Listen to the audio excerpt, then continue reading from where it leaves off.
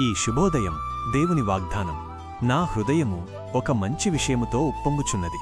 నేను రాజును గూర్చి రచించిన దానిని వినిపించెదను. నా నాలుక త్వరగా వ్రాయువాని కలమువలెనున్నది. కీర్తనలు 45:1.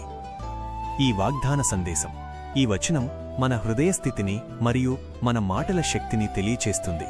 దీని అంతరార్థం ఏమిటంటే, సంతోషభరితమైన హృదయం. మీ హృదయం దేవుని కృపతో, ఒక మంచి విషయంతో, సువార్తతో నిండాలి. స్తుతిగానం. మనం చేసే ప్రతి పని, మాట్లాడే ప్రతి మాట ఆ రాజుల రాజు దేవుని మహిమ పరిచేలా ఉండాలి. ప్రభావవంతమైన మాట. త్వరగా వ్రాయువాని కలము అంటే పరిశుద్ధాత్మ ప్రేరణతో మీ మాటలు ఇతరుల జీవితాలను తాకాలని, స్పష్టంగా మరియు బలముగా ఉండాలని అర్థం. నేటి మీ రోజంతా దేవుని ప్రేమతో, ఆయనను స్తుతించే మంచి మాటలతో నిండి ఉండాలని ఆశిస్తున్నాను. ప్రార్థన. పరిశుద్ధుడవైన మా తండ్రి, ఈ ఉదయకాలమున మీ వాగ్దానము ద్వారా మాతో మాట్లాడినందుకు వందనాలు.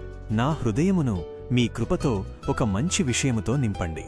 నా నోటి మాటలు, నా హృదయ ధ్యానము మీకు అంగీకారముగా ఉండునుగాక.